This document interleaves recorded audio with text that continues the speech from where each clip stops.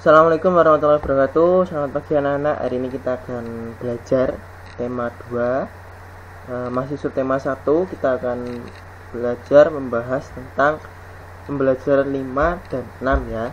Sebelum mengawali pelajaran pada pagi hari ini, mari kita berdoa dulu. Berdoa mulai. Berdoa selesai. Oke anak-anak, kita bahas bersama ya. Pembelajaran 5.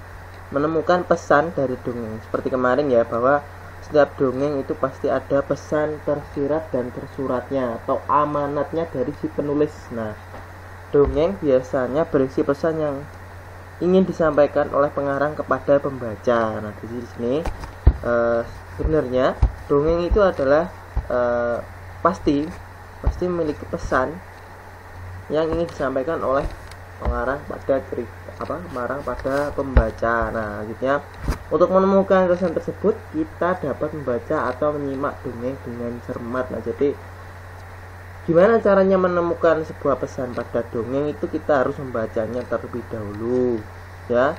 Setelah itu kita baru menarik kesimpulan dari cerita tersebut. Nah, kadang itu di cerita itu atau di dongeng itu ada pesan yang tersurat dan tersirat. Tersurat itu adalah pesan yang sudah ada dalam dongeng tersebut. Nah, jadi kita tinggal baca, sudah ada kesimpulannya atau pesannya. Dan ada juga cerita atau dongeng yang tidak disebutkan pesan amanatnya atau dinamakan juga dengan pesan tersirat. Nah, jadi kita harus baca terlebih dahulu baru kita mengetahui isinya pesan itu apa. Nah, jadi kita harus baca dengan cermat dulu ya anak-anak ya. Lanjut lagi selanjutnya.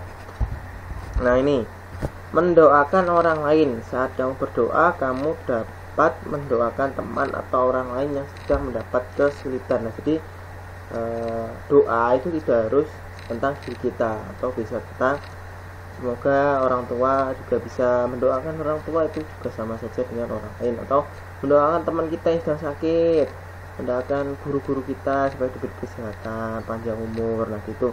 Jadi kalau doa itu jangan muluk-muluk lah, doa sepuasnya kamu. Setelah sholat itu di semuanya aja doa, ya Allah atau minta gini. Nah, itu ya anak-anak ya.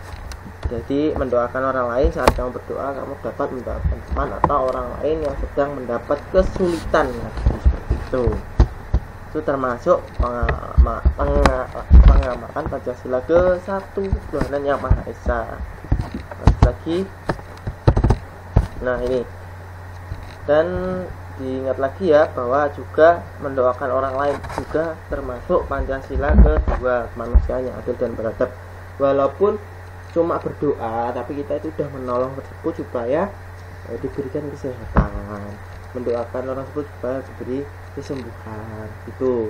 Jadi ini, mendoakan orang lain adalah perbuatan baik yang sesuai dengan pengamalan sila Pancasila pertama dan sila kedua Pancasila. Di sini bisa dilihat ya anak-anak ya, yaitu yang pertama Tuhan Yang Maha Esa dan kemanusiaan yang adil dan beradab. Nah, jadi berdoa itu termasuk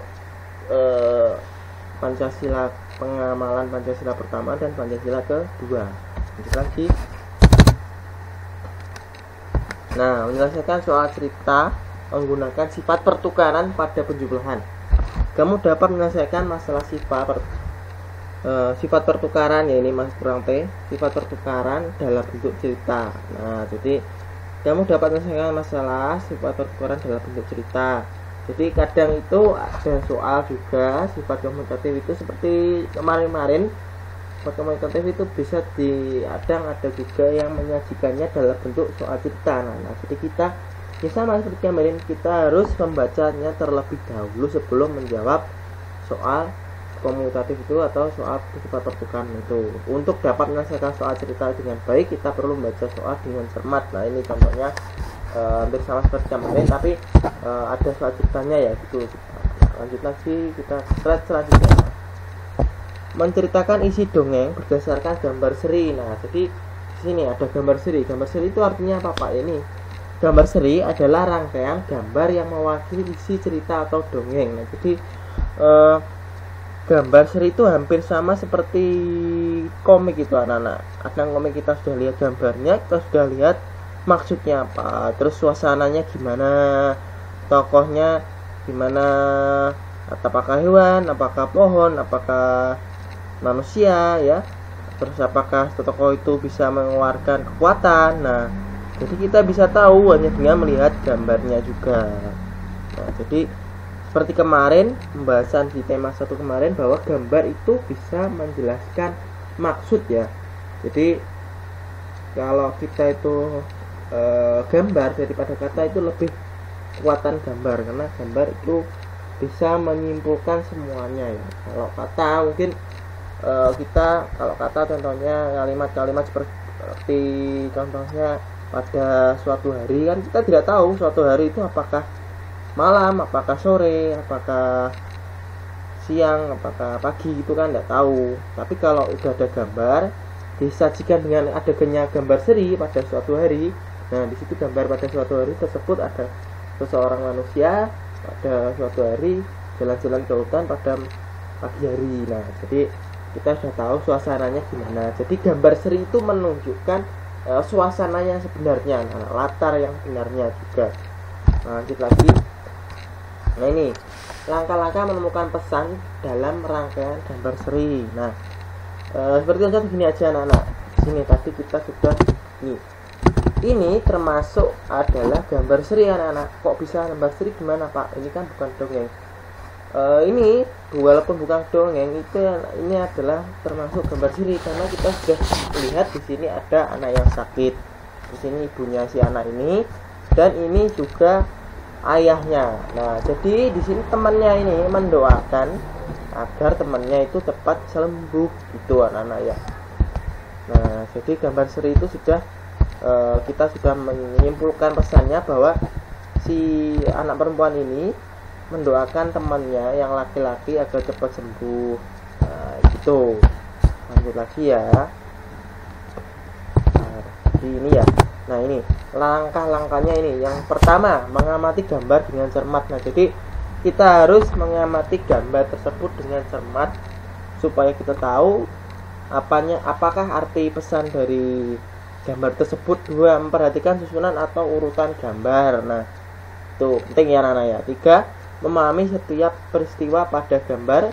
4, menemukan pesan dalam gambar yang berbentuk cerita. Nah, lagi selanjutnya, menceritakan pengalaman berbuat baik kepada orang lain. Nah, jadi ini ada banyak perbuatan baik yang dapat kita lakukan untuk orang lain. Nah, sila kedua menjadi pedoman bagi kita untuk selalu bersikap baik kepada sesama manusia. Berbuat baik harus dilakukan dengan penuh keikhlasan. Nah, jadi kalau kita itu berbuat baik, kita itu harus berbuat dengan keikhlasan, penuh keikhlasan. Jangan kita itu meminta suatu upah atau imbalan. Contohnya kalau kita bantu orang tua, ayo siapa yang suka sering bantu orang tua? Kalau bantu orang tua, nanti aku dikasih uang jajan ya Bu, nah, enggak boleh. Itu namanya kita ikhlas dalam membantu orang tua gitu ya. Kalau kita itu membantu orang tua, kita harus dengan ikhlas ya, penuh keikhlasan. Jangan sampai kita meminta imbalan dari bantuan tersebut. Lagi ini terakhir. Pembelajaran menyelesaikan soal cerita menggunakan sifat pertukaran pada perjumlahan 2. Nih, menggunakan sifat-sifat pertukaran komutatif pada perjumlahan dapat membantu mempermudah menyelesaikan soal. Nah, ini A dan B merupakan bilangan cacah. Nah, ini hampir sama seperti yang tadi. Ini juga sama, penerangannya juga sama, bahwa kuncinya itu adalah sifat komutatif adalah sifat pertukaran anak-anak ya. Jadi kalau misalnya ini adalah A dan ini B, tinggal balik aja. Berarti yang A belakang, yang B di depan, dibalik gitu. Nah, oke. Anak-anak, pelajaran pada pagi hari ini semoga dapat bermanfaat bagi kalian ya. Tetap semangat belajarnya ya, dan juga untuk dipahami maksudnya dari videonya apa.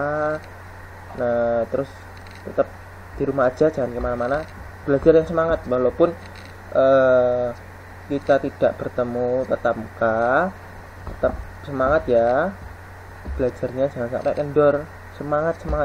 Nah, supaya jadi orang yang sukses nantinya. Amin. Terima kasih anak-anak, semoga pembelajaran pagi hari ini bermanfaat bagi kalian. Wassalamualaikum warahmatullahi wabarakatuh.